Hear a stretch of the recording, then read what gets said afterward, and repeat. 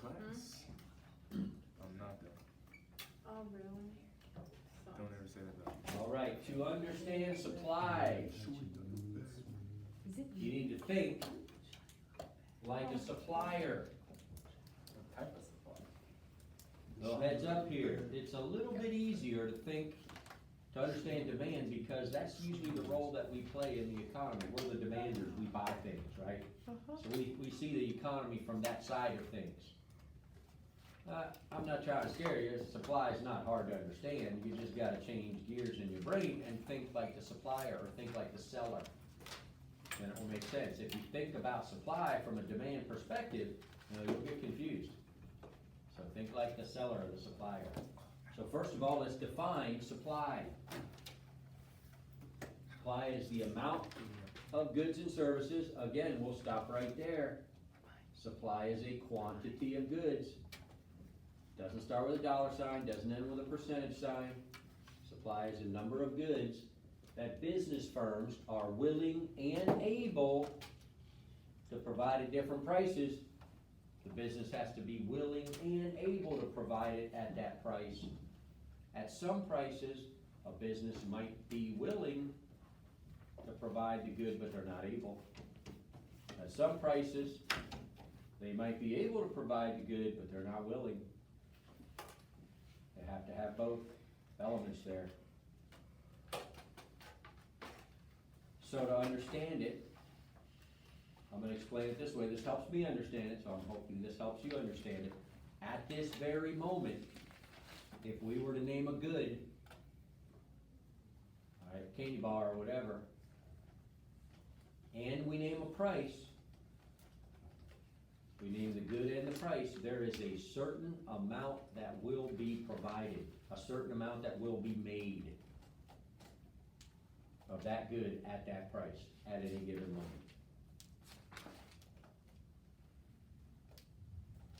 That's called the supply.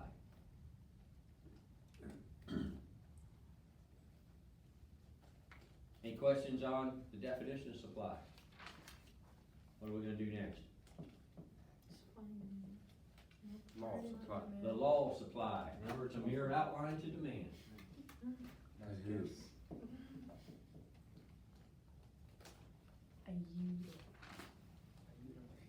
Use.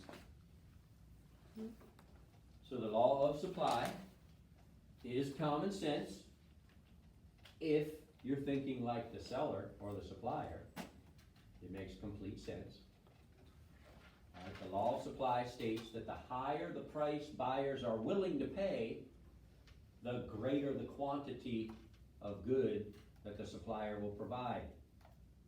And of course, the opposite is true. As the price buyers are willing to pay goes lower, the quantity the supplier will provide will go lower as well. So again, if you're thinking like the supplier or the seller, it makes sense. So let's say you're selling sunglasses or whatever, right? Whatever you're selling, if people are willing to pay a high price for your sunglasses, you are very motivated to make sure that there's plenty of sunglasses on the shelf for them to buy.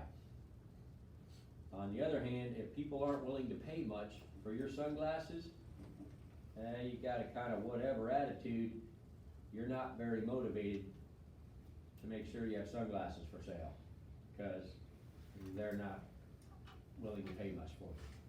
Makes sense, doesn't it? Mm-hmm. Think like from that perspective.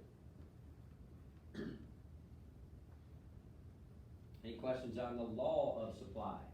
It is a law. It's an economic law, just like the laws of other sciences, laws of gravity and everything else. You cannot wish it away. You can't ignore it. You can't legislate it away. And we're constantly, our government officials are constantly trying to legislate away the law of supply. You can't be done. You ignore it at your own peril. It is what it is. Because you don't like it doesn't mean it's going away. Any more than me jumping out the window and thinking I won't land on the sidewalk. All right. That's the way it is. All right, what are we doing next? Supply curtain.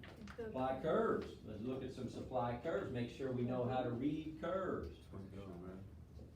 I don't know. Again, even when we're graphing supply, we always put the quantity on the horizontal axis, the price on the vertical axis. Alright, and let's see, it looks like page 66 in your book. Figure 4-1, you have a supply schedule, that's the chart. Alright, so let's glance at that real quick. Won't rush through this. Make sure you understand it. So if people are willing to pay $1.90 for candy bars, $2. how many candy bars will they provide? Will they supply? Chart says 5,000, right? If people only will pay $1.55 for a candy bar, well then they'll only provide 4,750 and so on, all the way down to the bottom of the chart. If we only will pay 75 cents, well then they're only gonna provide 250. That's all they'll supply. That's showing the law of supply, isn't it? Higher the price, higher the supply, lower the price, lower the supply. Now compare that to figure 4-2. That's a supply curve. If we were to take that information from the chart and plot it, it would make a curve that slopes from right to left. And that makes sense, doesn't it? Because at this high price, wow, look how high the supply will be in quantity. At this low price, whoa, look how low the quantity supplied is. Higher the price, higher the supply, lower the price, lower the supply. I'm gonna ask a big question. Supply curves always slope from right to left. Why? Cause the law of supply. Because of the law of supply. This says the same thing as this, right? This says it in a graph, this says it in words, but it's saying the exact same thing. If you can't look at this, and your brain doesn't think this, then you don't know how to read curves yet, or you don't understand the law of supply. One of the two.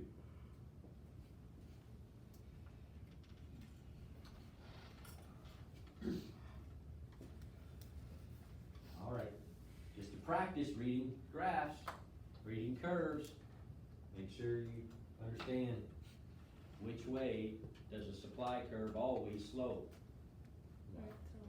Right to left, except when it looks like that. Oh, here we go again. When it's the same both ways. Alright, this would be called inelastic supply. Not a normal situation, but how about if we're talking about original Picasso paintings? If people are willing to pay a high price, there's this number of original Picassos. If they're willing to pay a low price, there's the same number of original Picassos. Why is that the case?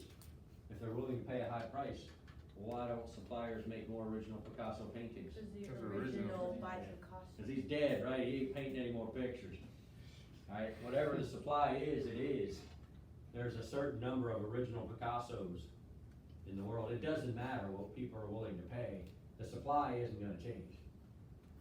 Alright, so, but that's just a dumb example, right? Normally, what we care about, what you need to know, is supply curves always slope from right to left. Why is that again? Law of supply. Law of supply.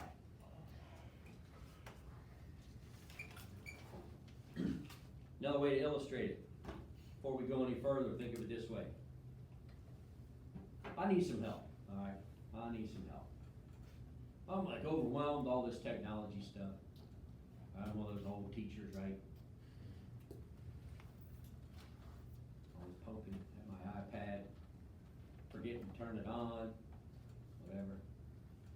You may have noticed, I always have the dirtiest classroom at ECS. My floor, man, it's always cluttered with papers and stuff.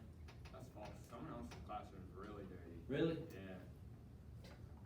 Man, I wanted to have the dirtiest classroom. I gotta work on that. I got you.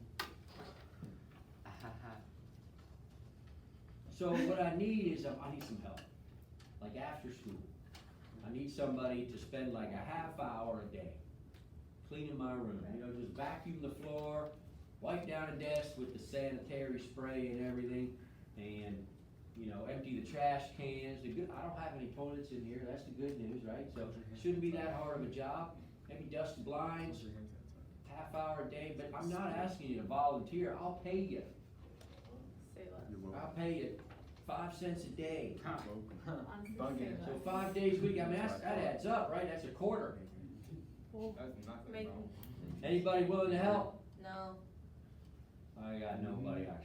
No, we tell you to I say loud, will. you're not gonna Reagan, she acts like Well, she helped. coins, You basically would be volunteering, right? Coins add up. Coins do that. Coins There's a shortage of add up. coins I heard. I hate coins, dude. I Coins, think, like, give me your coins. I take your transaction. They add I up. pay with got exact 30. change, so I don't However, give, so I if need coins back. Now, in this example, I am the buyer, right? You are the supplier. What are you supplying? My service. Your time, your efforts, right? So the higher the price the buyer, that would be me, is willing to pay if I say, well, I'll give you $1 a day. Even better. Half hour a day, that's like $2 an hour. You get $5 in the week, probably I might get 1 or 2 people, whatever, I'll help. $5 is $5, right? True. But if I said, I'll give you $5 a day, well, now all of a sudden, that's $10 an hour.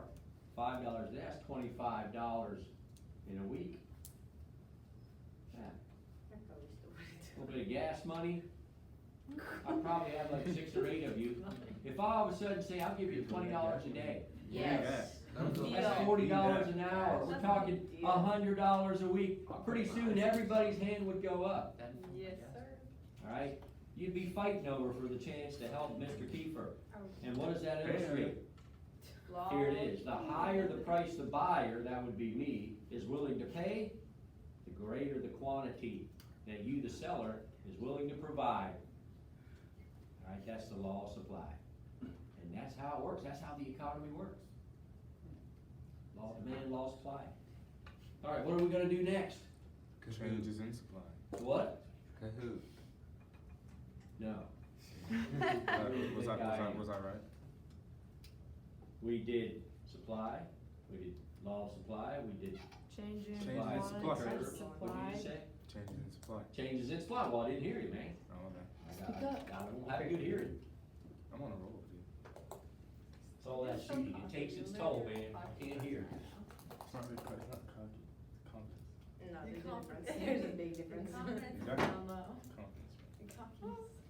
I wouldn't have said it if I wasn't confident Thank about it. you. Alright, remember, we got the mirror outline and the demand outline, so a change in supply, this is what it means. This is the willingness on the part of business firms, they're the suppliers, right? The willingness to produce more, or it could be less of a good or service at any given price. In other words, it's not because the price buyers are willing to pay changes or goes up or down. No, we already covered that, we just got done with that, that's called the law of supply. Of course, if buyers are willing to pay more or less, well then, business firms are willing to supply more or less. We already know that. Alright, what we're saying is the entire supply curve will shift left or right. Business firms will produce more than they used to at every price, high or low. Or, depending on the situation, they would be willing to produce less than they used to at every price, whether the price is high or low. So the whole curve would shift.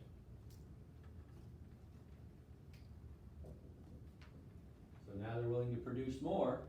It's still a curve, right? Still illustrating the law of supply. They're still sloping right to left, but for whatever reason, they're willing to produce more than they used to at every price. Or it could shift to the left. In that case, businesses are willing to produce less than they used to.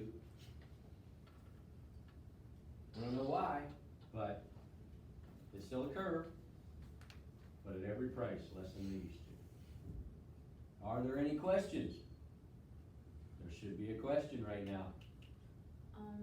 What causes? What What causes- would cause a change in supply? Outstanding question. Boom.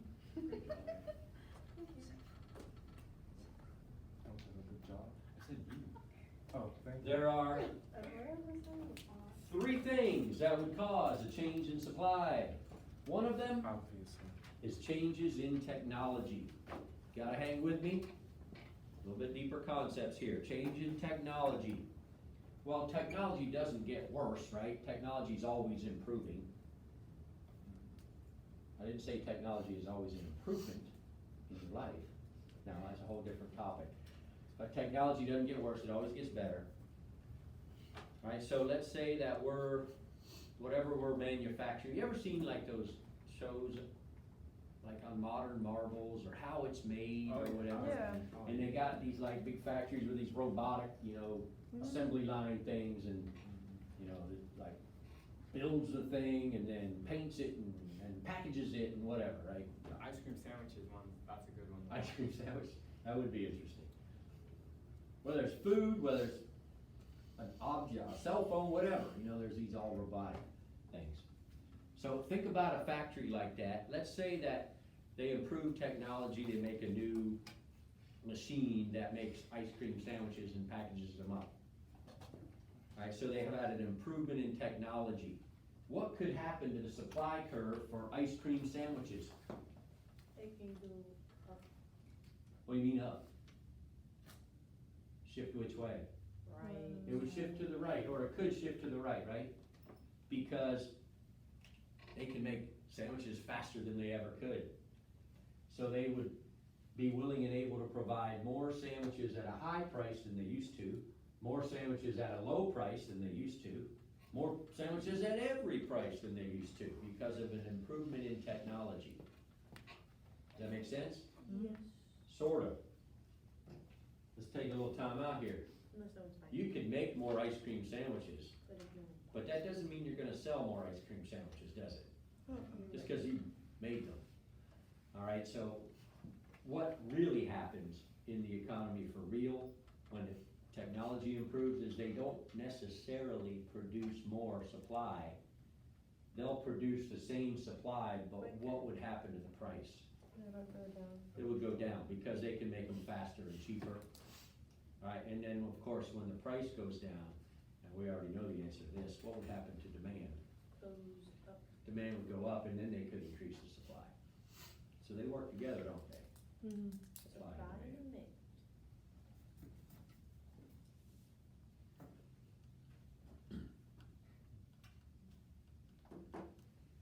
I said there's three things that cause a change in supply. Here's the second one.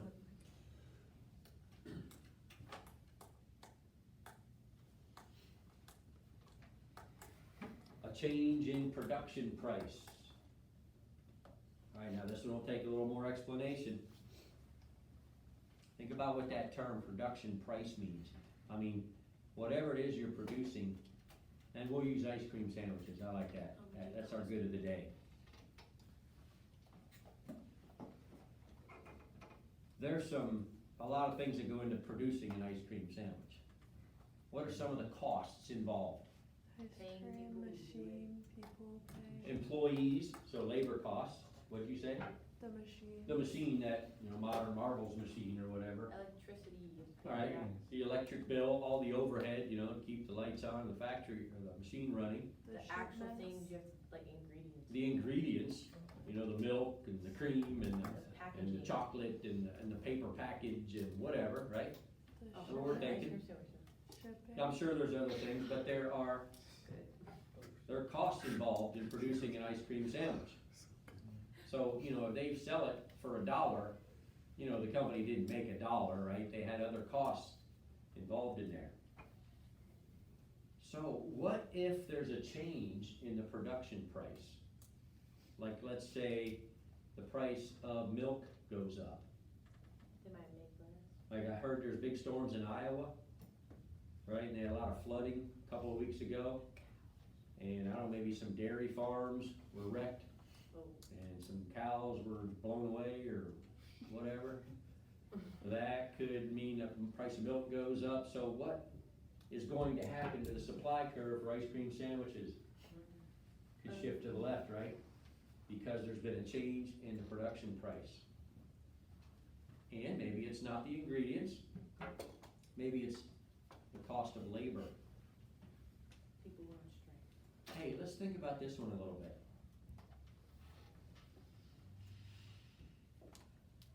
Say you're paying everybody at your ice cream sandwich factory $12 an hour, They make any money. and they want $15 an hour. They can go home. In fact, yeah, I like how you think.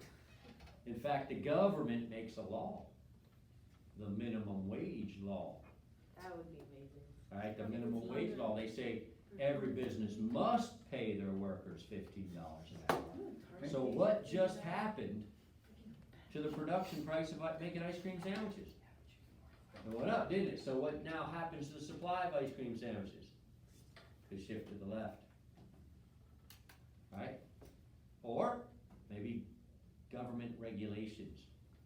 You know, because of climate change or whatever, we gotta make sure that whatever waste is produced by the ice cream sandwich factory, again, I'm just using ice cream sandwiches as a good of the day. I don't know how they pollute the environment, but let's just say they pollute the environment or whatever. So the government has some regulations. You gotta do this, you gotta do that, or maybe safety regulations. You gotta have non-slip surfaces on all the stairs in the ice cream factory.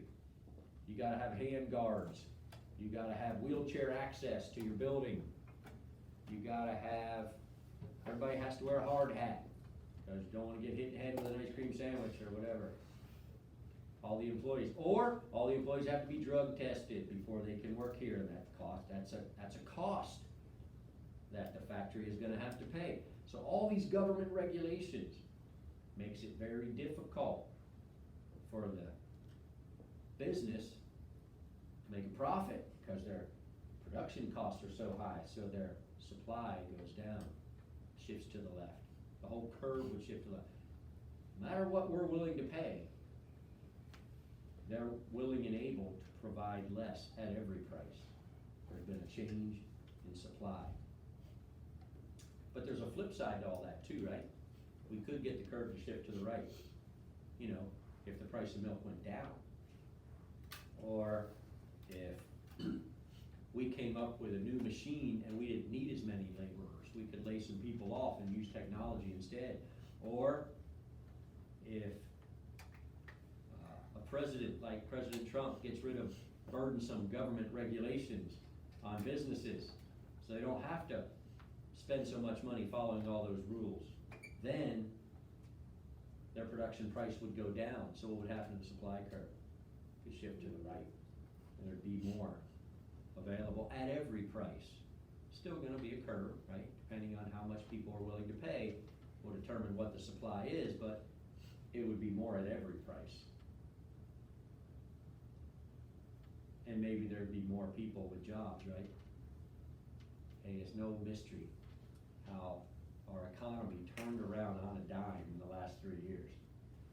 One of the biggest reasons was cutting government regulations on businesses so that their production prices went down, so that their supply curves could shift right, so that they needed to hire more employees, so that the unemployment rate went down. It's not a mystery, it all makes sense. All right, I said there were three things that could cause a change in supply. Here's the last one.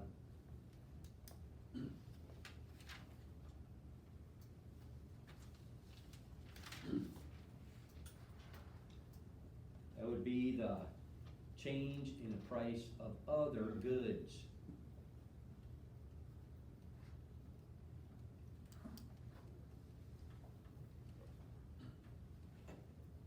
I think this is the example the book gives. Let's say that all of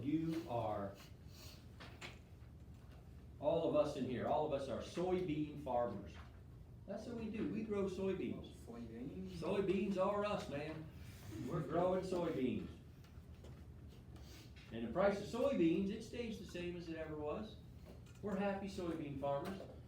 Now, of course, if people are willing to pay more for soybeans, well, we'll plant more soybeans, right? If people won't pay as much for soybeans, we plant less. That's the law of supply. It's gonna slope left or right to left. But let's just say that there's been the change in the price of a different good. For whatever reason, the price of wheat skyrockets. Price of price of soybeans change? No, but the price of wheat went way up. What do we all just do? Make money. What are we gonna plant? Soybean. Why wheat? Oh. Make more money, right? So, forget Joe growing soybeans, we're all growing wheat. What just happened to the supply curve for soybeans? Went down. Shifted to the left, didn't it? Are we planting less soybeans because the price of soybeans changed? No. No. But because there was a change in the price of another good, in our example, wheat went up, so hey, we're jumping on that bandwagon, right? We're gonna plant some wheat. But what if people stop buying meat? Is the price enough? You know what you're doing? You're thinking. Your gears are moving. Yes, like your gears are moving. What you're doing is you're putting demand and supply together. I plant. Calm down, back off, we're gonna do that later, you're getting ahead of us there, Vera. No, that's good. Seriously, we looked at them one at a time, right? You're thinking of what, we can put them both together. Yeah, when the price of wheat goes up, the supply goes up, well, what happens to the demand? Uh-oh, yeah, that's coming up, that's another lesson for another day. In fact, that might be tomorrow's lesson. Let me just check while you brought that up. Ooh, I think we should just start. All right. It's just in special announcement. You don't want to miss class tomorrow. Yeah. It's a field trip? No, something better. Something better. Tomorrow is a very special day in economics. Make sure you, well, everybody's here. Make sure you remind each other, you don't wanna miss tomorrow because it's a very special day. Is it your birthday? Something, no, We're talking about. let me tell you. Like, I'll just give you a hint. Here's the best way to give you a hint. Soybeans. Who remembers the movie The Sandlot? Yeah. Yeah. Alright, that little baseball movie. I think I told you about it before. Reminds me of my childhood, right? It's set in the 1960s. Yeah, well, that's when I was a child.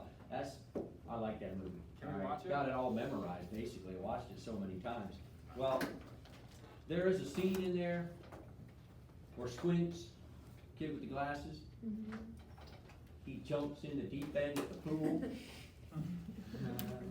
And the lifeguard, Wendy Peppercorn, has to save him, give him mouth to mouth. He planned it, didn't he? Been planning it for years, he said. Alright, and here's my question. Does anybody remember the song that played? This magic moment. There it is. When Wendy Peppercorn's lips touched Squint's lips, that's the song that started playing in the movie. This magic moment. That is why you don't want to miss economics class tomorrow. It's gonna be a magic moment in economics class. So we're Now, watching hey. Emma? There'll be no kissing. I didn't say that. There'll be no kissing. It's just gonna be a magic moment. Don't wanna miss.